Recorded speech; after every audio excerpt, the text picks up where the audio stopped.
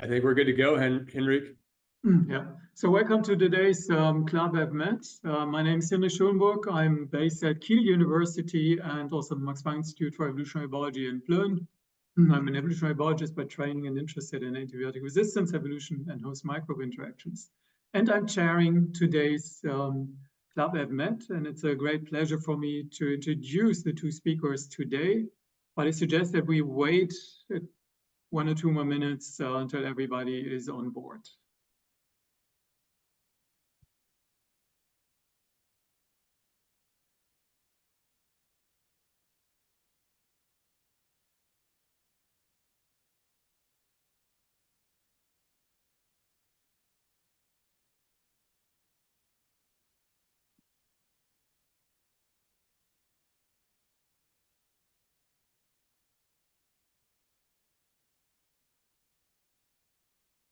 It seems that not many more people are now joining in, so I think we can start. So again, my name is Henrik Schoenburg from Kiel University in Northern Germany, and I'm the chair of today's Club I've Met. Before we start, just as a reminder, the Club I've Met aims at connecting the evolutionary medicine community in an easy way and share the exciting research that is performed in this community. And it is organized by the International Society for Evolution Medicine and Public Health. Most of you, I think, are aware of that. If you're not a member of that society, please join us. The society organizes yearly meetings, which represent another fantastic forum for exchanging and connecting and highlighting your own research and hearing about other exciting research. And also, do not forget to submit exciting papers to the Society's journal, Evolution, Medicine, and Public Health. Club I've Met is not only organized by the International Society for Evolutionary Medicine and Public Health, but also it is joined by a couple of other organizations, most recently by the Brazilian Evolution and Health Study Group, located at the University of Sao Paulo. And I hope that we have a few representatives here today. And also the Evolutionary Studies Group at Vanderbilt University, and also Kiel University relatively recently joined in the organizational team. So we would soon hear a presentation by our speakers today, and then afterwards the focus is put actually on the discussion. So please join us for the discussion, either by raising your virtual hand or writing questions into the chat. So let's get started. It is my great pleasure to introduce to you the two speakers of today. On the one hand, Barbora Trubenova. She's a postdoc at ETH in Zurich, Switzerland, working with Roland Regosch. And she will soon be starting her own group, financed by the Swiss National Foundation at the EHRWAG in Zurich from September 2024 onwards. And I'm sure you'll be looking for exciting and excellent people to join your group soon. So Barbora Trubenova is a one speaker. She will actually give the second part of the talk, and the first part of the talk is given by Jens Rolff. Jens Rolff is an evolutionary biologist, ecologist, and focusing, among many other things, on antimicrobial peptide resistance evolution. And Jens is based at the Free University in Berlin, Germany. And now we're very much looking forward to your talk and afterwards to the discussion. Have fun. Okay, well, thank you very much. And I hope everybody can see my slides. Good.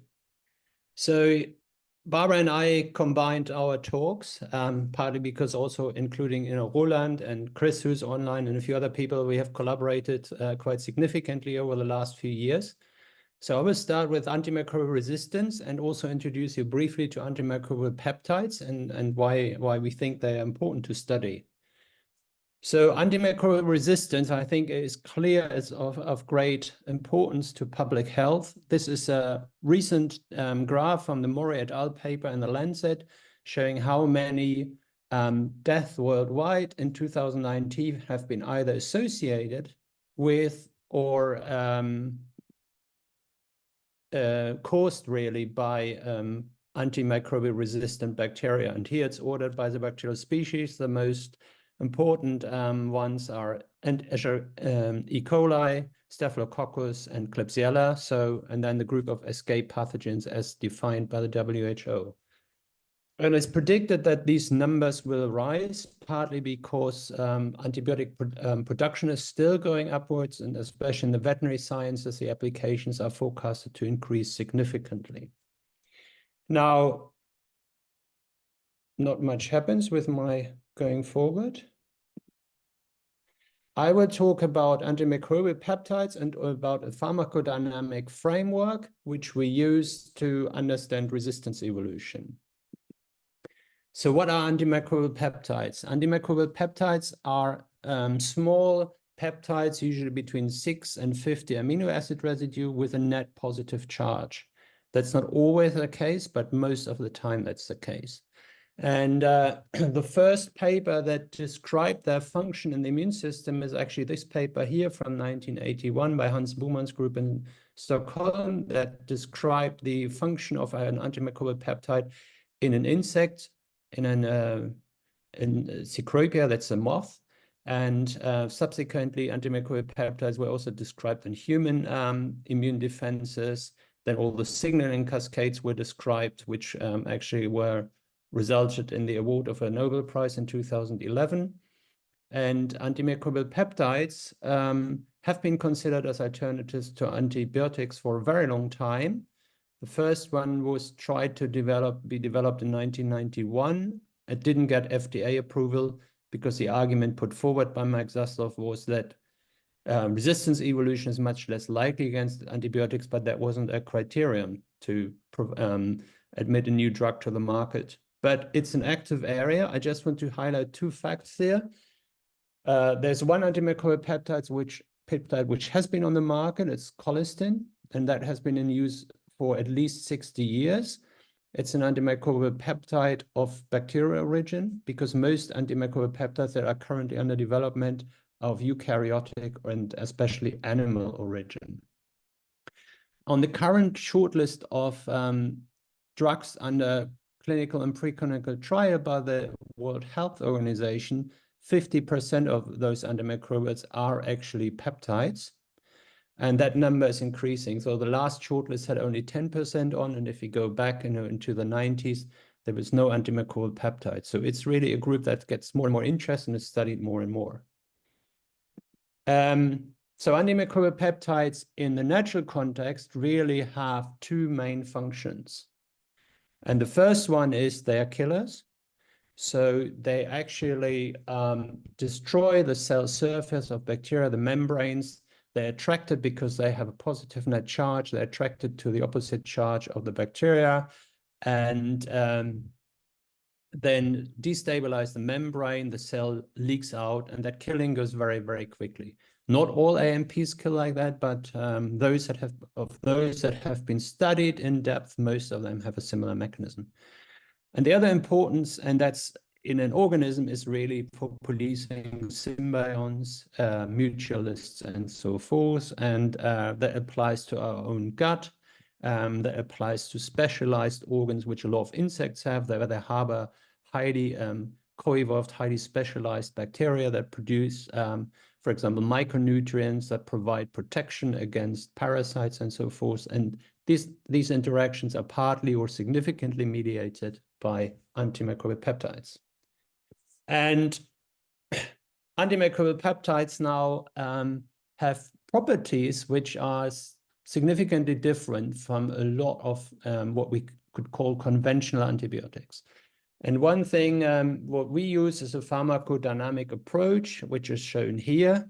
And that goes back, so I got interested in that when I read a paper Roland Regisch published back in 2004 about pharmacodynamics.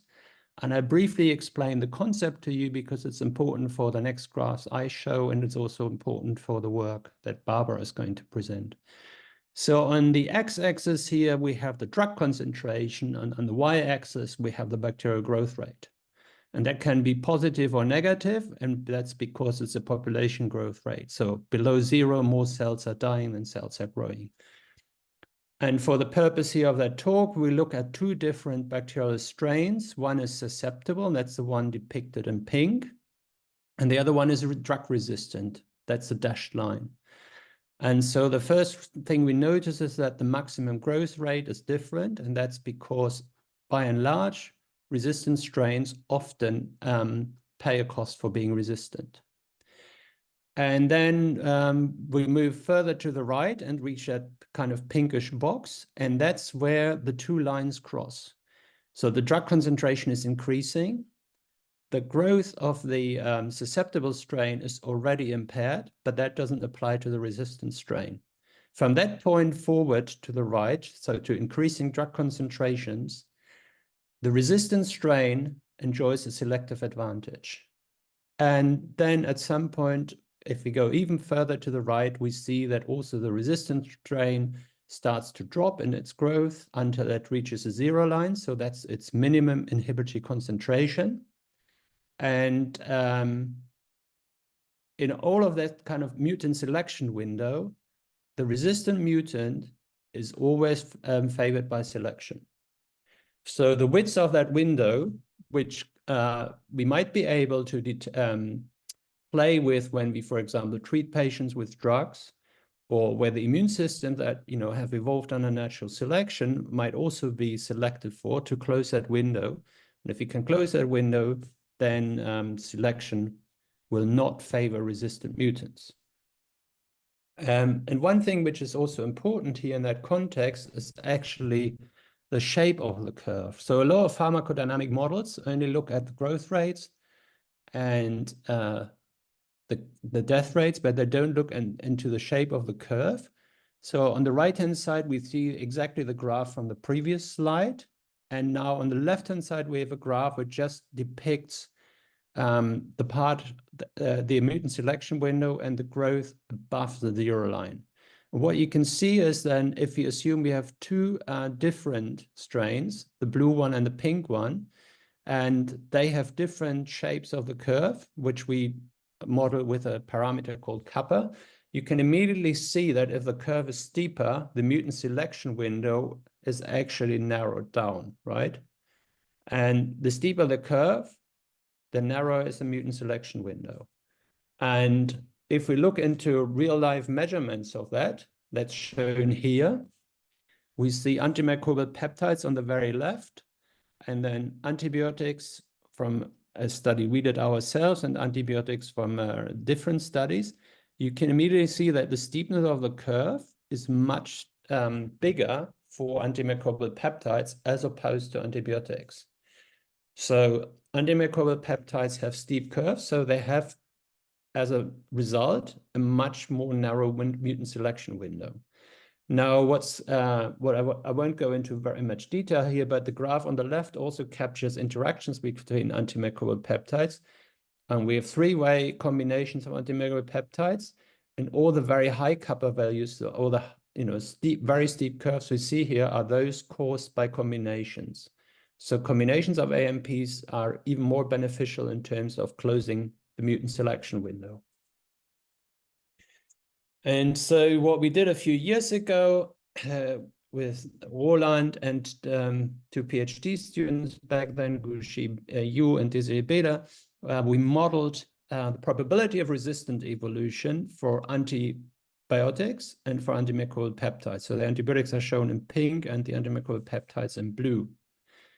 And what you see is the concentration on the x-axis and the probability of resistance evolution between 0 and 1 on the y-axis. And you can see from the area that's colored in either graph that there's much more risk of resistance evolution against antibiotics than against antimicrobial peptides. And so that model captures the mutant selection window, which is shown at the very right, measured by kappa. It captures the mutation rate.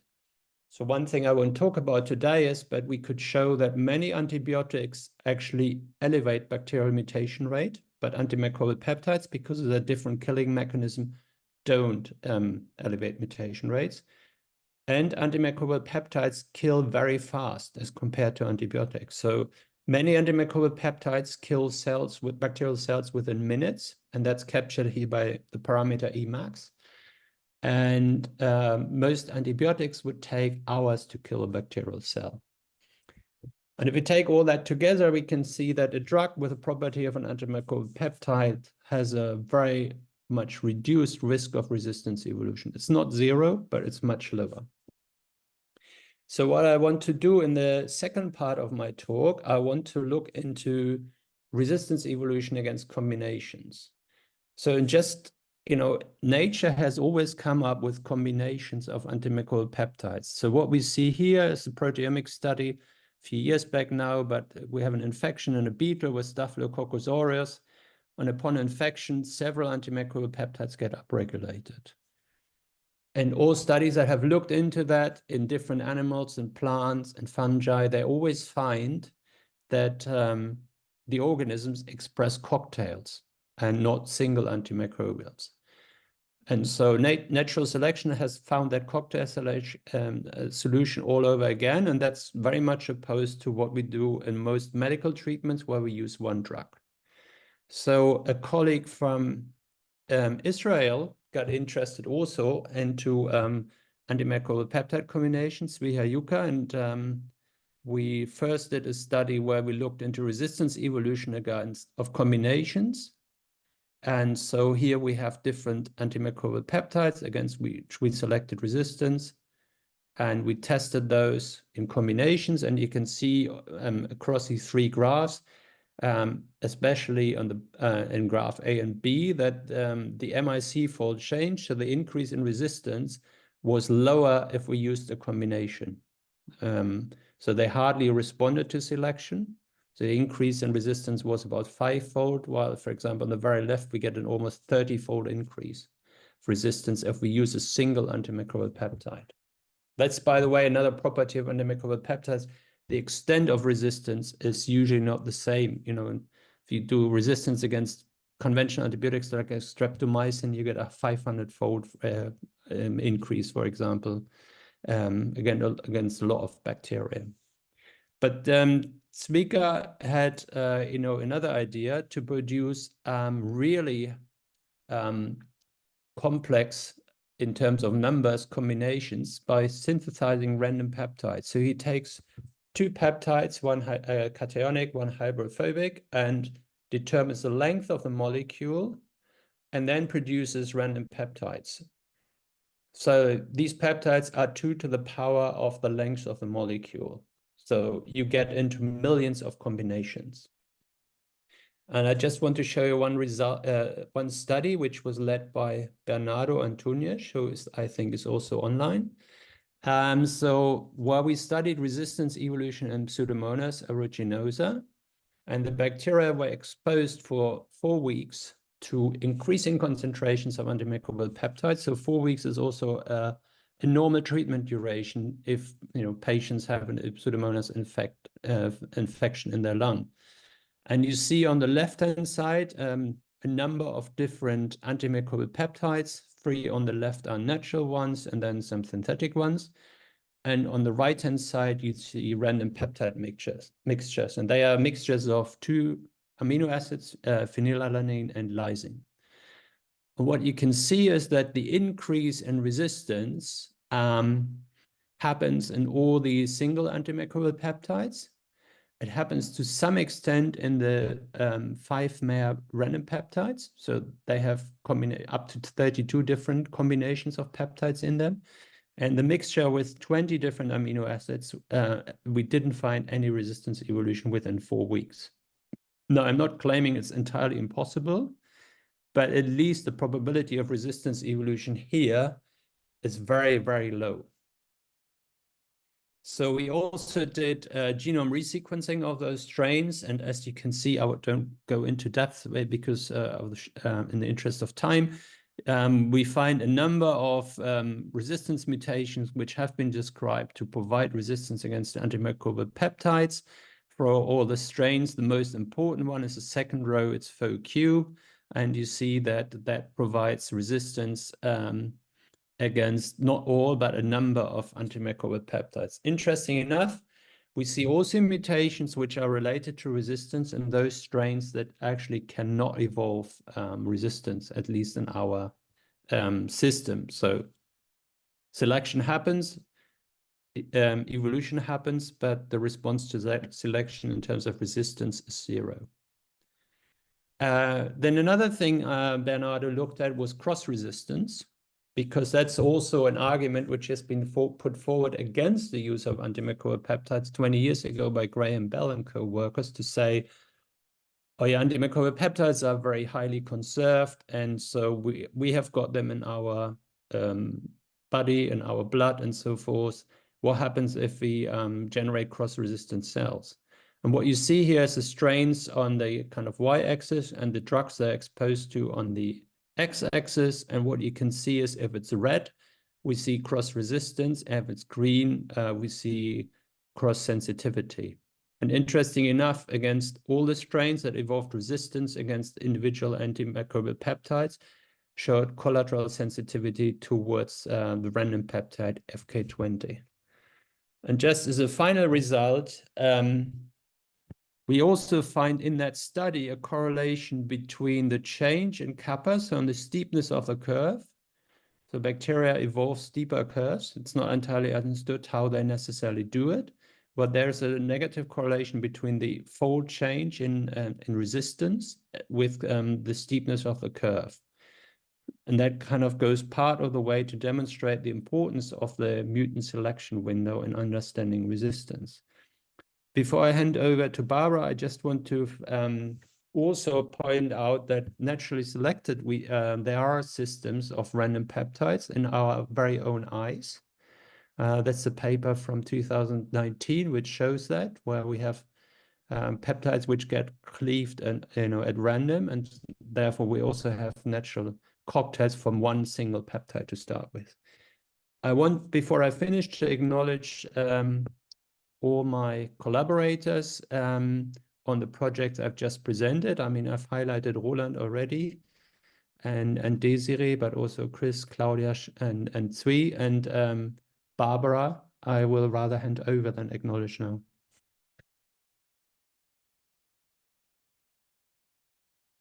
Thank you. So I will share my screen.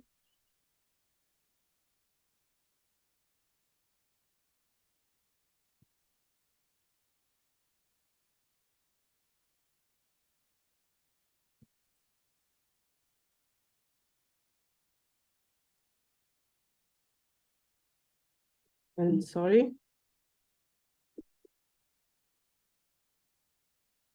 Somehow I lost the right file, but it's coming. Okay.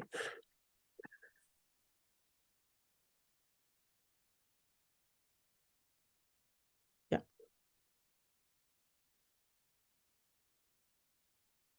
Okay, so thank you for waiting and for your patience. I will continue using the same framework as Jens just explained, the pharmacodynamic framework, and I will try to explain how we are using it to understand antibiotic resistance evolution when we talk about bacterial biofilms. So as you probably know, biofilms are basically colonies of bacteria, which are attached to something, either to some surface or to each other, in which case they are forming flocks. They are prevalent in nature when they can create these beautiful carpets, and as in Yellowstone National Park, but they also create this disgusting mess that you can find in your pipes. So they're also common in household and industry. And unfortunately, they are also very common on human body, when you can find them on your teeth, tongues, in your eyes, skin, and wounds. And unfortunately, which is even worse, they are common on medical devices, such as contact lenses, catheters, or medical implants.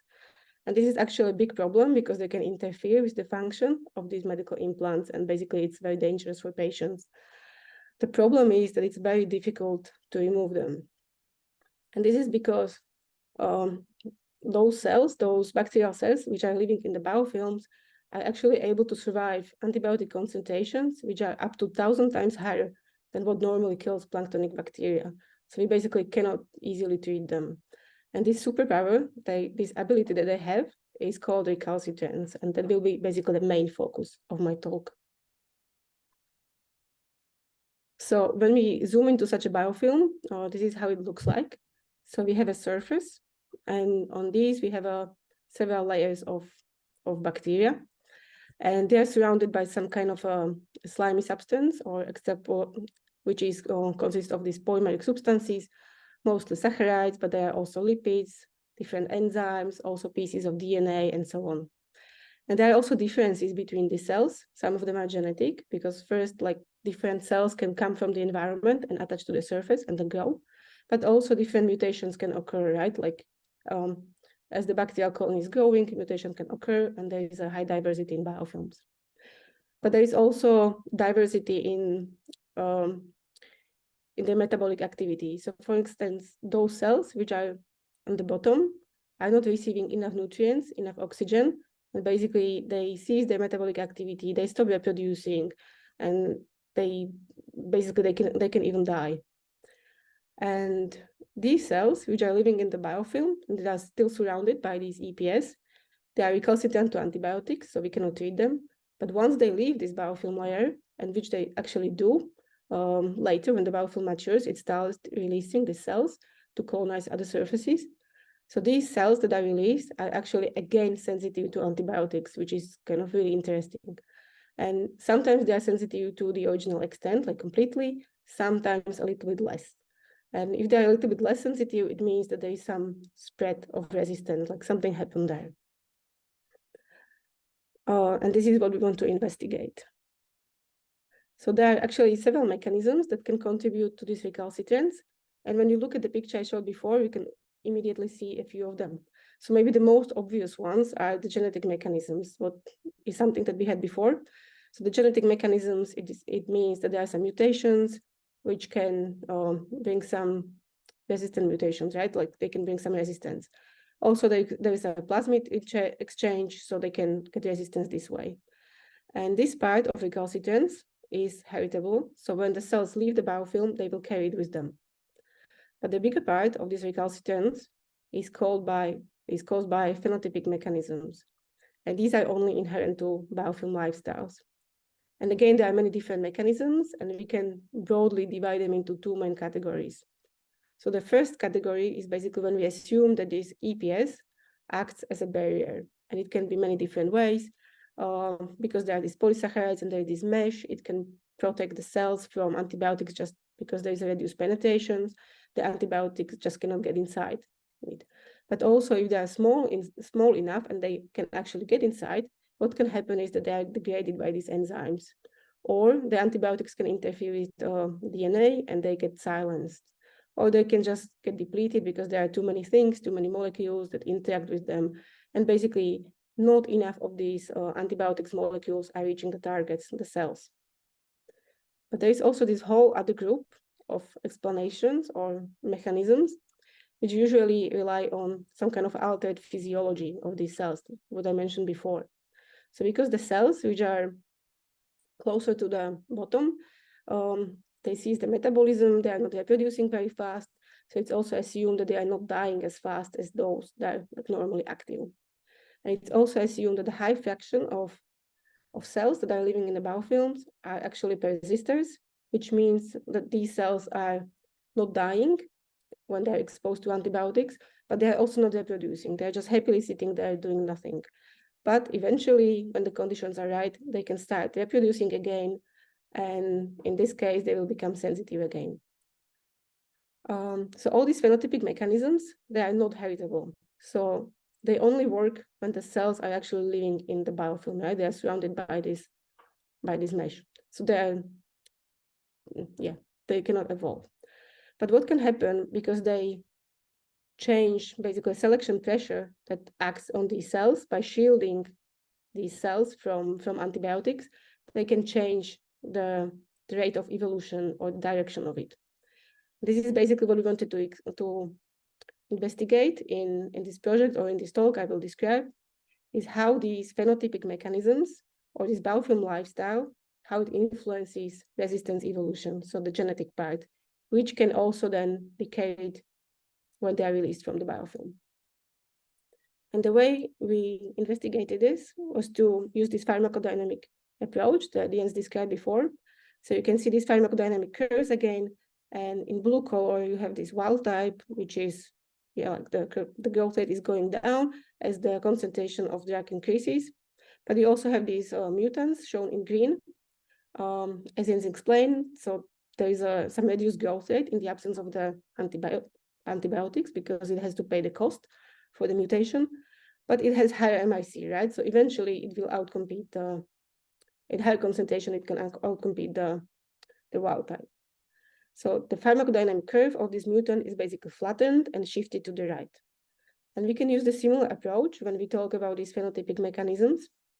Because when you think about this EPS acting as a barrier, basically what happens is not enough of these molecules are getting to the cells. So it's the same, basically you just need more of them in order to get the same effect, which can basically be translated into shifting this pharmacodynamic curve to the right. You just need more of antibiotics to achieve the same effect. But when you think about these other type of explanations that rely on altered physiology, what happens is that some fraction of these cells is not reproducing, not growing, which means that the growth rate is reduced. But they are also not dying, which means that they are also not dying, like the whole population is not dying as fast as it normally would, as a plankton. So basically this curve is just kind of flattened, right? So we can, both types of these mechanisms, we can model by changing this pharmacodynamic curve. But of course, when we talk about biofilms, like all these mechanisms are acting at the same time. So basically this is what we get, right? Now we have these 4 curves. In the solid line, I'm always showing the plankton, and in green, it's a mutant, and in blue, it's a wild type. And now I also have these other curves, these dashed ones, which are for biofilms, and these pharmacodynamic curves are flattened and shifted to the right. And from this, you can immediately see that what we have are 2 mutant selection windows. So the one that we had before, and you know what is happening there. So the wild type is just outcompeted by mutant goes up, and you have a spread of resistance in plankton. But when you look at biofilm, which are these dashed lines, what happens is that the blue one, which is the wild type, is still above the green one, right? So in this case, in biofilms, the wild type will still outcompete the mutant, and the resistance will not evolve. So the consequence of this biofilm lifestyle, the first consequence is that it slows down resistance evolution. But now we can look into the second mutant selection window, and the situation is quite different. So now we can see that basically these planktonic cells, the growth rate is negative, they just quickly die. Wild type is first positive, but then at high concentration, it is negative, so it will also die. And the only thing that can survive is the mutant in the biofilm, right? So in this case, what we observe is that this biofilm lifestyle is actually supporting resistance evolution. It is allowing it at concentration, which would not be normally allowed, like which would not normally encourage the growth rate of the mutant. Okay. So we have one more complication I want to discuss, and this is that most of the this resistance is actually encoded by multiple loci, not just one, right? Before I showed just one type of mutants, the green one, but actually there are multiple loci that can contribute to resistance. And in this case, it looks like this. So it's much more difficult to predict what is happening. It's quite messy because there are many different strains that you can have. There are 2 different lifestyles, and each of these strains can have each of these 2 lifestyles. So basically, we cannot predict what is happening, and we need mathematical modeling for this. So this is what we did over the past 2 years. So we created this polygenic model of antibiotic resistance, where we assume that we have k different loci. We can have 0 here, which goes like a sensitive allele, or 1, which stands for a resistant allele. And you can have any of these loci to mutate, or you can have multiple mutations. So you have many different strains that you can combine, and all these mutations can combine, right? So each of these different genotypes is then associated with its own cost, so decrease in growth rate in the absence of antibiotics, but also with the increase of MIC. And each of these strains can have two different lifestyles. So it can either live freely as plankton or as biofilm, right? So you just what we have to do, we have to flatten these curves and shift them to the right. And now we can run the simulations. And the processes for simulating by these. So at any given time, my cell can either die if it's killed by antibiotics or just because it dies. It can also reproduce, in which case, with some small probability, it can also mutate. And there can also be attachment from plankton to biofilm or dispersal. So the cell can go from biofilm to plankton. So there's a change of this lifestyle. And I will be mostly looking at these passage experiments. So I will be increasing the concentration of antibiotics at every 24 hours and looking what happens and how if we can observe the evolution and what happens there. So this is how such a simulation look like. So we will start with like 1 million cells of wild type, which is this blue line. It goes up, it grows to carrying capacity, and it flattens and wait 24 hours, well, until 24 hours are completed. Then there's this dilution, and again, it can regrow up, and then again, dilution, and so on. But what happens here is that we have these mutations coming, right? Because cells divide, they can mutate. And first, we have these single mutants here, which are in these blue colors. Then we have double mutants, which are in this green, and then yellow, which are triple mutants. And the concentration is increasing every 24 hours. So at the end, it's too high for everyone to survive except the full mutant. So now only the full mutant can survive all these, 7-8 days, right? So one way to look at this is just look at the simulations, but we can also just look at the number of mutations we have per cell in the population at any given time. And this is what we have here. So this is just a very short simulation, or just 4 steps, 4 passages, 4 days. And what you can see here is that we start with wild type. The average number of mutations is 0. Then we have a first passage, increasing of concentration, and there is a sweep, and the first mutation fixes and goes up, and also the second one, because it's necessary. Then we again passage, and we go up, and now we have 3 mutations per cell. And finally, after another passage, the concentration is too high. There is only one strain which is able to survive, which is the full mutant. So the average number of mutations in the population per cell is 4. We see this in plankton, but we don't see this in biofilm. We actually have to zoom quite a lot to see something like this in the biofilm. And you can see that these values, actually, these numbers are 100 times smaller than for biofilm than for plankton. So basically, the conclusion here is what we had before. When we look at low concentration of antibiotics, this biofilm lifestyle actually slows down resistance evolution. But we can also continue in these simulations longer because it's cheap if you do simulations. And here I was doing it for 20 days. And what you can see now that in plankton, that's what we had. So the blue one, wild type, dies down. Then we have a single, double, triple mutant. And finally, we have this purple, full mutant, quadruple mutant. It is the only one that is able to survive for quite some time. But at the end, the concentration is too high and it will die.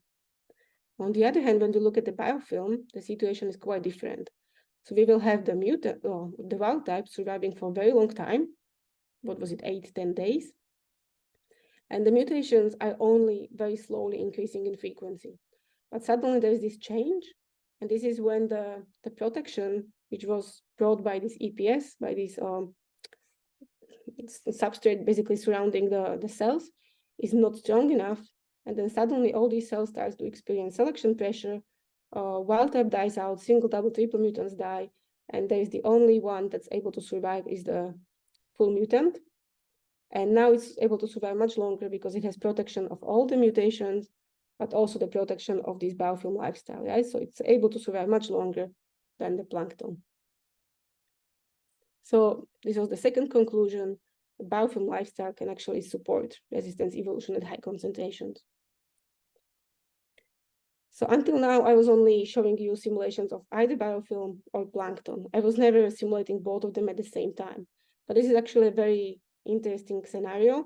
And this is what you actually probably have in nature, right? You have both of them coexisting and continuously exchanging cells to attachment and dispersal. So we wanted to investigate what happens if you look into this. So first, I will look at the situation when there is no attachment and no dispersal, but I'm simulating both of them in one flask. So at least those two populations are competing with each other, right? So now they are coexisting, they're not exchanging cells, but they're competing. And what happens is that in plankton, we can see the increase in population size, and it goes down, and again, same as before, at the end, you only have the full mutant surviving. And what happened in plankton is that because there was, what happened in biofilm is because it was competing with plankton, and plankton is always growing faster than biofilm, it just couldn't grow to high numbers, right? It couldn't grow very much, which means that also mutations were not accumulating, or basically they were not happening, they were not there because it was not reproducing much. Only now, around time 100 hours, when the plankton is not so happy anymore, it can finally start like growing to bigger numbers. But at the end, it's not able to survive because it did not accumulate the mutations, and the concentration is suddenly too high for it, and it doesn't have time to evolve, and it will die. But what happens if we suddenly allow some kind of attachment and dispersal, let's say just 1%, the situation is completely different. So the beginning is the same, you have the wild type, but then suddenly you have all this colorful mess. And basically it means that there are many different strains coexisting at this time. So it's not just like one is winning or few, but they're all coexisting at the same time. And situation is also different in biofilm. So now it's going into much higher numbers. So before it was like this, and now it's much bigger. And the reason is not because it's growing faster by itself, there is no higher reproduction, but there is this attachment from plankton, right? So it's increasing in size due to the attachment. But also what is happening is that it's not just wild type, which is now attaching, but also all these mutated strains are attaching and getting incorporated into the biofilms. So also biofilm is becoming very colorful, very diverse and messy. And at the end, it's very happy to survive until the end, right? And because there is this continuous dispersal, it feeds back into the plankton. So it's like having a long infection because you have a biofilm living somewhere. So this exchange, this attachment and dispersal seems to be essential for both survival of the plankton and biofilm. And if I have some time, or just two or 3 minutes, I would like to also explain it on this graph. Maybe you are familiar with it. If not, I will quickly explain. So it's like a mutational pathway. So this is the wild type. You have 4 loci, which are all sensitive, and they can mutate into the single mutants, right, in the second row. The single mutants can then mutate into double mutants, then triple mutants, and you go to the full mutant, right? When you look into this diamond shape. So this diamond shape is what I will be using in the next few slides. And first, let's look at the situation when we have no interaction. On top row, I will show plankton, bottom is biofilm. And these white dots are basically placeholders, so you know where you are in the diamond shape. These are potential genotypes, and the size is the carrying capacity. But the actual population size is in color, so blue is plankton and green is biofilm now. And you can see that now we start, in both cases, we start with some small population of the wild type. Then we do the passages, and what happens here is that in plankton, you will get single mutants, double, triple, quadruple mutant, but in biofilm, nothing is really happening. Sometimes some of the mutants appear, but they disappear then during passaging. And basically what happens at the end is that in plankton, nothing survives and biofilm is shrinking. But when you allow this interaction, what happens here again, so you start having this single, double, triple mutants, and they get incorporated into the biofilm, right? So at the end, it will happily survive in both biofilm and it's released to the plankton. So basically, the conclusion from this is that the resistant mutations originate in this fast reproducing plankton, but they are able to survive in the biofilm. So this exchange between them is essential. And I think this is it. So just a brief conclusion. So we know now that this biofilm lifestyle can both prevent and facilitate resistance evolution. And this was already shown experimentally. So this is happening. And we also believe, based on these modeling results, that this cell exchange between plankton and biofilm is very important. And because these resistant mutations are much more likely to occur in this fast reproducing plankton, but then they are more likely to survive in the biofilm. Okay, so I would like to thank you for listening and also to my collaborators for their support over the last few years. And as you already heard, I will be starting my group. So if you are looking for modeling collaborators or PhD or postdocs, just please get in touch. Thanks a lot, Barbara, and thanks also Jens for these very, very nice overviews. We have a couple of questions in the chat. And I would also like to encourage people to just raise their hand, then I should be able to see it as well. And what I would try to do is that I not just read the question in the chat, but I would rather ask the person to come forward and ask the question. And we would start with Rainy Nesson. So what a wonderful talk. That was so appreciated. My question isn't central to what I'd like to hear other people talk about, but I am curious about whether Susan Rosenberg's idea about increased mutation rates in the response to stress might be relevant here, and whether you think that might be an adaptation or an epiphenomenon. Yeah, I mean, the difference between AMPs and antibiotics is exactly explained by the stress response. So cells that get attacked by antibiotics are stressed, and then the RPOS or SOS pathways, either of them is switched on because the DNA is damaged, and that leads to DNA repair by an alternative polymerase, and the alternative polymerase has a higher error rate, and therefore we get the mutations. And the antimicrobial peptides are usually just destroying the cell surface, so the membrane, the cell leaks out. They don't attack the DNA, so there's no DNA damage and therefore no mutagenesis. So in as much the repair is adaptive, right? Because if the cell couldn't repair the DNA damage quickly, it would die. I guess that's kind of in short the answer, and we're on the right track with Susan's work. Right. Susan Rosenberg's idea is that the increased mutation rate might itself be an adaptation to deal with rapidly changing circumstances in the environment for bacteria. Quite controversial and hard to figure out. There's actually a lot of evidence for that in the LTE. In all of the mutator lines, they increase fitness faster, particularly in novel environments. And then when things, stabilized, mutation rate was lost. So that was a response I put in the chat, that increasing mutation rate is adaptive in novel circumstances, but after the novelness wears off, it's no longer adaptive. A lot of mutations. A lot of mutations are phenomenon. That's all. Go ahead, Jens. Yeah, well, a lot of these mutations obviously are not beneficial, right? But Chris Vitsani is on here as well. He's done a study and looked into mutator strains and hypermutators in Pseudomonas. So maybe he wants to comment as well, because that's adaptive, and that's relates to what Joseph just said.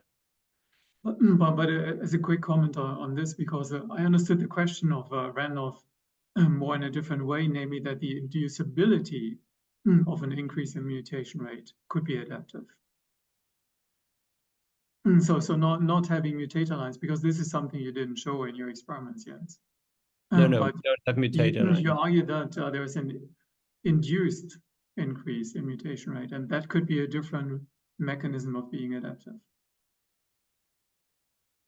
Yeah, no, I agree with that, but I find it hard. I mean, I to decide whether that's a consequence of the necessary repair, and or whether that is really an adaptation to the new environment, which is the case with mutator strains. Okay, thanks. Then I think I would call on Paul McWeen, and referring to the talk of Barbora. Yes, very nice talks. I really enjoyed both presentations. I had a question for Barbara about the polygenic models and whether she's explored or considered non-additivity, either in terms of the resistance or the fitness effects in the case of in the case of low concentrations or no drug. And also, I'm sort of interested in the case, I can think of examples, at least from the fungal literature, where resistance loci also affect the probability of lifestyle or morphogenetic switches. Have you explored those at all in these models? No, so actually no. That's something we should do, and it's very interesting to do. At the moment, we are just assuming that all these loci are combining, like when we talk about benefits in additive way. So yeah, they're just increasing the MIC. But when we talk about cost in multiplicative way, just to stay on the scale between 0 and 1. But yes, that was the only way we investigated it so far. But yeah, there are so many things we can do with this and should do with this. Yeah, no, it's very, very interesting models, and especially the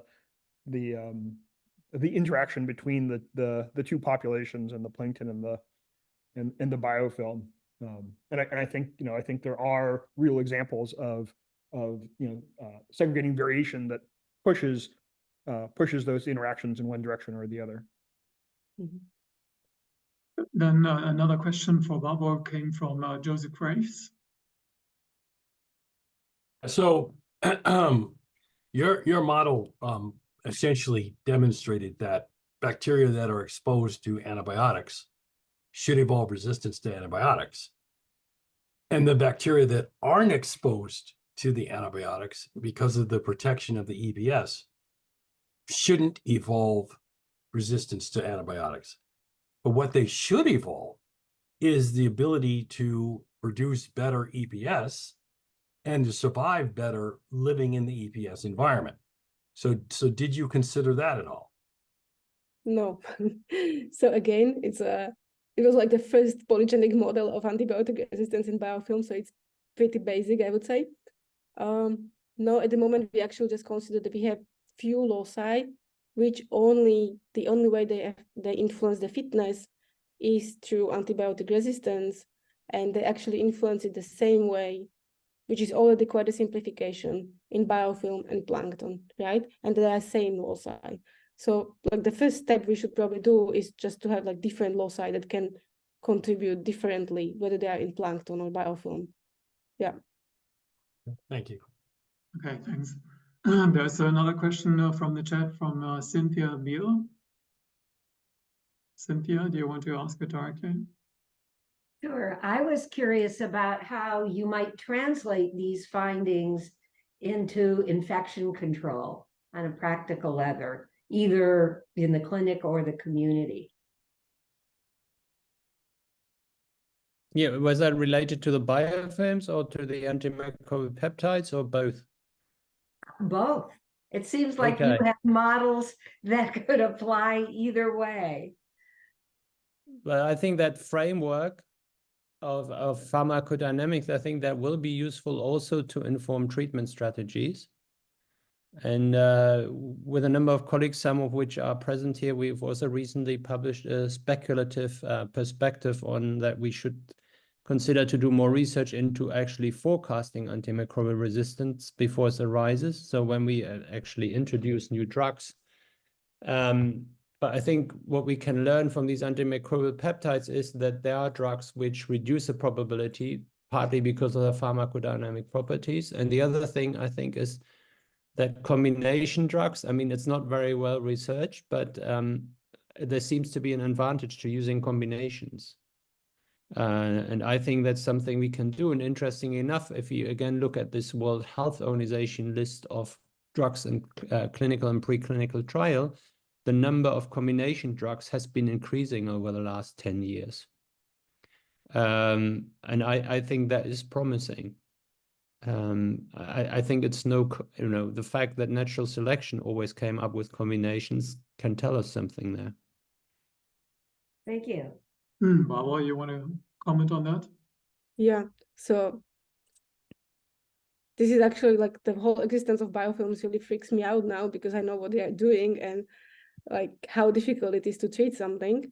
And the way I see that this could be used is because now we know that this exchange between plankton and biofilm is very important. So I would look into like how we can prevent this, like how we can stop this exchange. Like can we, like if we cannot treat the biofilm, can we at least like prevent it from like shedding the cells, right? Or the other way around, like can we prevent the cells from like creating the biofilms? So maybe this would be something interesting to look at. And those would be novel completely in practice. Okay, thanks. There's a question from David Kennedy. Hi, yeah, I was curious about the mechanisms of resistance to antimicrobial peptides. So is it all the same sort of or homologous mechanisms of resistance to antibiotics? Or are there any sort of notable differences in how resistance evolves between these two things, like the ways, the mechanisms? So there are a number of mechanisms described, and but they basically almost all are alterations of a cell surface. So they change their charge. So the attraction, the actual electrochemical attraction is reduced. They can put more teichoic acids on the surface, for example, in Staph aureus, or sugars, which kind of physically hinder the attachment of the antimicrobial peptides. They can produce extracellular vesicles, which dilute the antimicrobial peptides. So there's a number of well-described resistance mechanisms, most of which do not overlap with most antibiotics. Unless you talk about daptomycin, for example, there you get cross-resistance, but then daptomycin at the end of the day is a peptide. Interesting, thanks. Okay, thanks. Michael Hofberg. You're still muted. Michael, you're still muted. Yes, great talks. Thank you very much. I have a question for Barbora. Assuming that resistance can creep into a biofilm, won't those resistant cells be somehow shielded from antibiotic concentrations, meaning that if they're cost resistance, that they'll be outcompeted by their neighbors in the biofilm? Eventually, yes, they should be. It didn't happen in the simulation because I was constantly increasing the concentration, right? But if you don't have any drugs, that's what should happen. On the other hand, this is actually extremely slow process, right? Like because the fitness difference between the cells that have resistance and they don't have it is small, and it takes very long time to replace them and to get them out, right? So this is happening, but slowly, and I don't know how if it will actually happen between like the next infection or something. So yeah, eventually it should happen, but it's a very slow process and it cannot be really relied on. Okay, thank you. And I think Joseph Grace added on that topic as well. I was just saying also that compensatory mutations could slow or even eliminate that. And certainly those mutations would occur in the biofilm. So you would have some cells that would have that antimicrobial resistance left over. And of course, that would be useful from the point of view of going back and forth. So I see no other questions, so I will come up with perhaps the last question. And for Jens, I found it very intriguing that you found a change in kappa upon resistance evolution, and that this varies. Can you comment a little bit more on that? So I was wondering, is that also something you see in when you have evolution of resistance against antibiotics or conventional antibiotics? I know only 3 papers have measured that. Yeah. 2 are from my own lab. They're on antimicrobial peptides. There's one paper which indirectly shows that, and there you see the effect as well.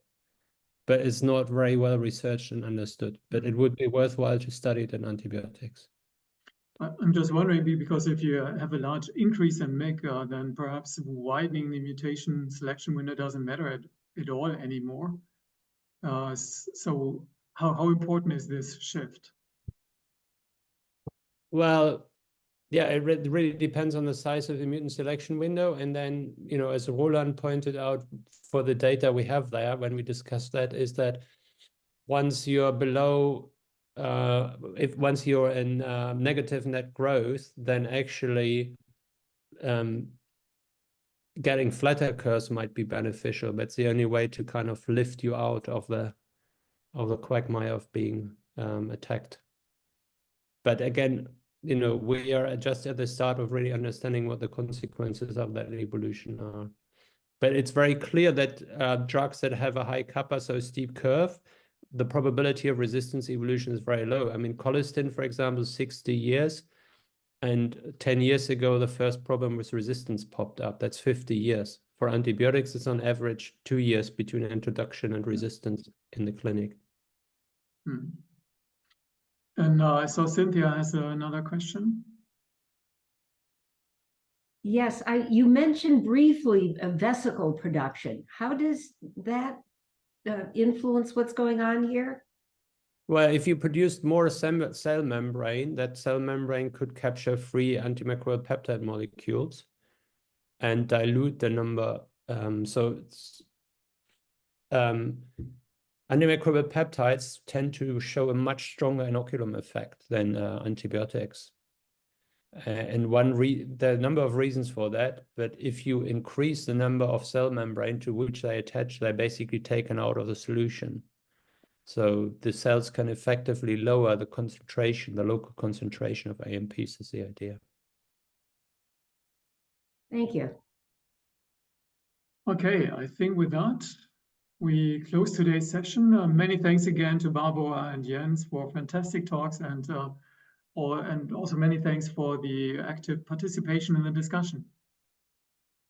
And last but not least, I think everyone is now safe until Easter with Club EVMed, but directly after Easter on the 3rd of April, there'll be the next talk given by Martin Sikora and focusing on pathogen through space and time lessons from high throughput screening for ancient pathogen DNA. So do not miss the next Club EVMed. Thanks everyone.